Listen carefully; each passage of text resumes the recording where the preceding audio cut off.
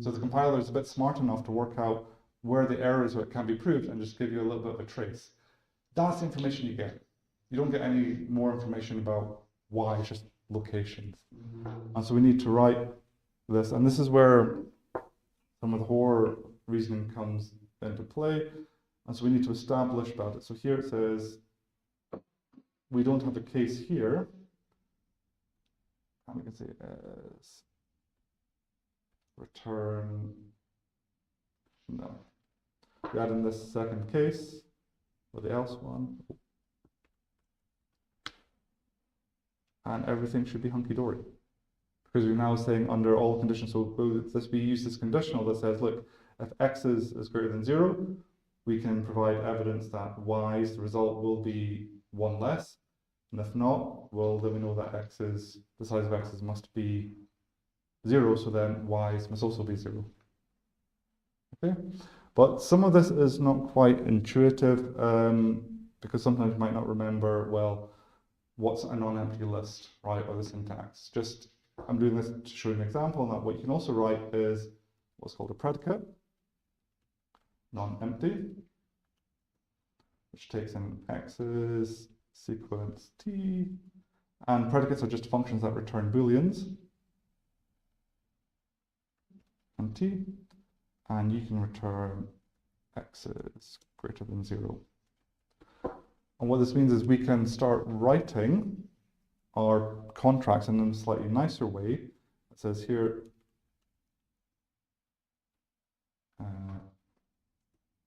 sorry.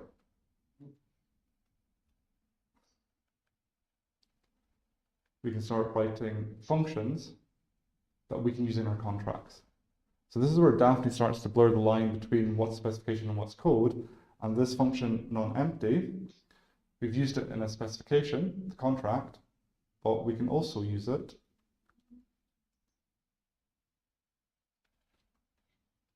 in code, because specifications are in the functional fragment, and functional fragment can also exist in the imperative fragment.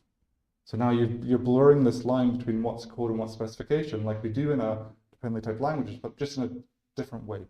And with Dafny is the whole language is imperative, majorly imperative, but there's functional aspects you can use. So you can write functional programs in Dafny, but at the end of the day, and you can use some of those functional programs in your specifications, but at the end of the day, Dafny is an imperative language. You can only have a main method, you can't have a main function.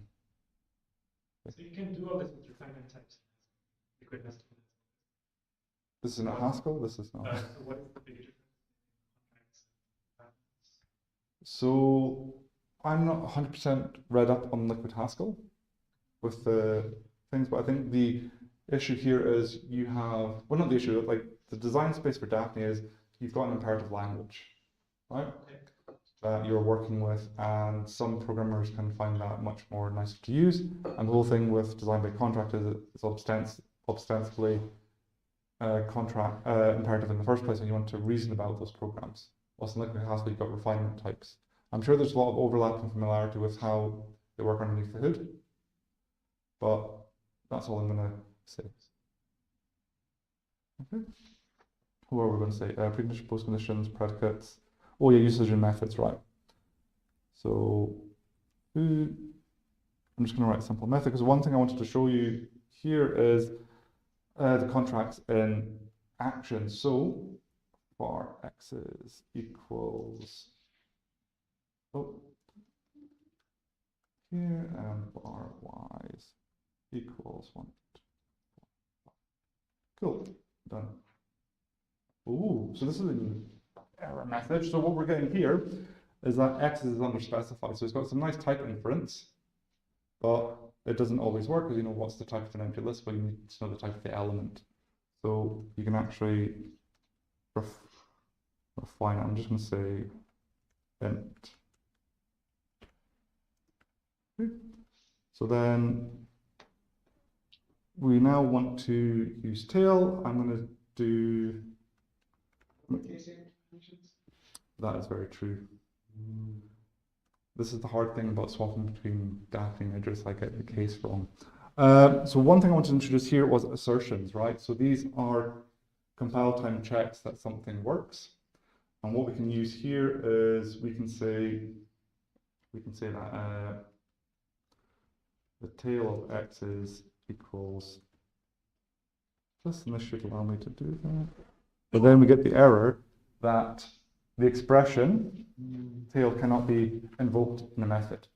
So now we're starting to see some of the limitations of this, how methods can be called. So what we can do is var x is tail equals tail x's, and then x's tail. And then Dafny would be happy. Right, but now you're doing that computation at runtime, presumably. This is compiled. Oh yeah, you are doing that at runtime. But you said you assert because at compile time, so. Yeah, so you're doing the check, but you still have to do this. Yeah. So this is like showing up some of the limitations. It's good you're not launching a message. No. So what else? So if we do it in y's for tail, then it's still, well, we get an error now, right? So it says error, the assertion might not hold. Because, yeah. Now this is compile time, so what Dafny also has is expect, which is the runtime version of assert. So asserts, yeah, this is the thing. So assert will check at compile time if the assertion holds. Expect will only check at runtime. So you can sort of use this to sort of enforce what you know and learn about your programs as you start reasoning about them, because the contracts and their effect are compositional and you put them together. And if Daphne's having a hard time working out, you can say expect this to be true, and I'll check at runtime. If you know it to be true but you can't prove it, but if you assert it, you have to provide evidence that the assertion holds. Okay. Can you call the method again? Right, so let's try it. So Brad was asking, can we do this? And you're going to get a no. Method call is not allowed to be used in an expression context. Right. No, so it's not the keyword, it's the equals. Yeah. Well, expect some expression. Yeah. Yeah. Yeah. Cool. Right. So moving on a little, because this is my memory of my script is going on. So one thing I want to talk about is writing some more advanced programs. So we're going to look at doubling lists and write it properly. So we want to write a method double, or actually, yeah, let's do double first. Double. So you don't necessarily have type classes in Dafny. You have traits, but they work in objects only. So we're going to first of all look at doubling x's sequence int, and we're going to return or returns y's sequence int, and we can just say return null, right? Because that's what we had before. And we want to make sure that this becomes an error case. Why is it not like double? Oh, duplicate, right. Duplicate name, right. So how are we going to do this? And I've probably forgotten what I'm going to say with this, but so we want to have some invariants and links between input and output. So what we can say is it requires that the size of x's equals the size of y's. Ensures, yeah. Oh, fuck's sake.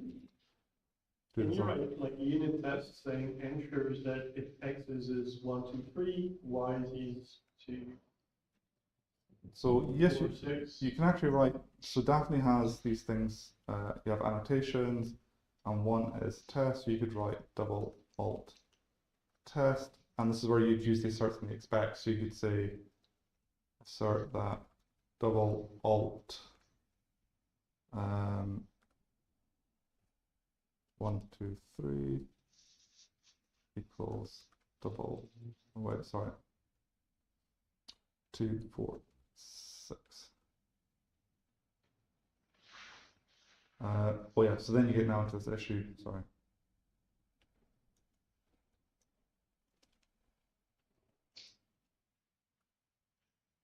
So you're not allowed to use methods and expressions. Are you allowed to use functions and expressions? Yes, because functions are expressions. So you could actually write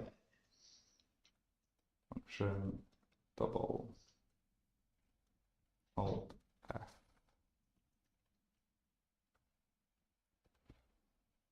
And then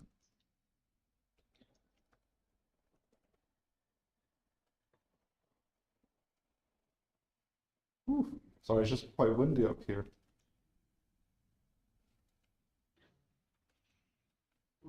You can write something like this. It works. Okay, I'm just going to get rid of this. So we need now to traverse over the list, and I'm struggling to remember what I was going to say here, so I'm just going to bring up my cheat sheet. But that's why I wanted to write it as a contract, as an ensures, because it feels like you would be shorter. Yeah. And if it's just Right. you might be clever. So for this, you want to write var assets equals, let's see, seek int no, and then you want to iterate for I equals 0 to the length of x's. And then what we want to write, we want to say that set zeros, sorry,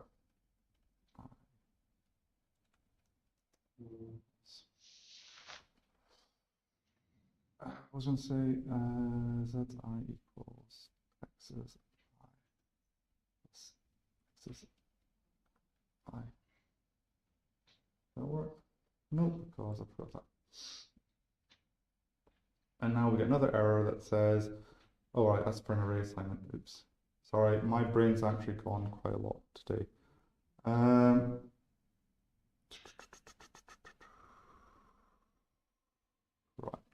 cool.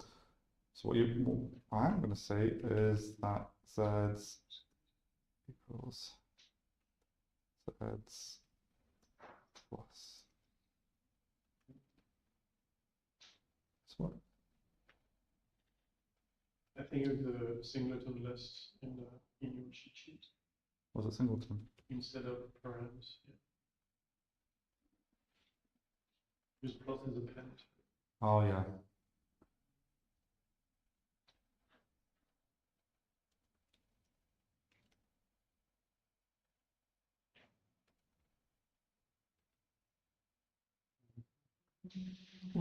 We're a bit better. Now that should be failing for some reason. I expect it to. So the 4 is exclusive. Yeah. Right, so one thing I'm going to do now is just go to my cheat sheet, because it'll be easier just to walk through it, because I just cannot remember. Somebody just left. Cool.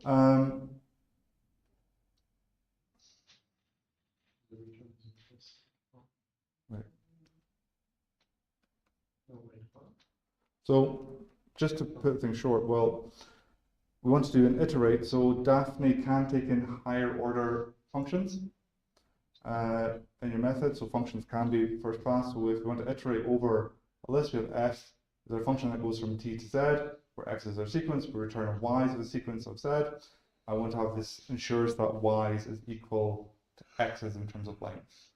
Okay, and we can do that by iterating over the list, but we have this invariant that we need to include that the size of x's is equal to the size of z as we grow it. Okay, so if I remove that invariant, then it still works. It complains because when we want to return z, we can do a post condition that the size of x's, sorry, and y's are the same.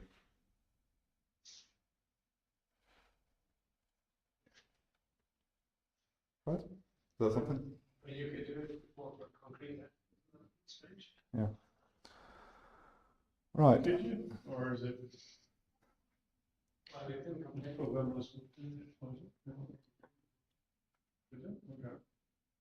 Yeah. I think it's because it's we've concretized something. But that is a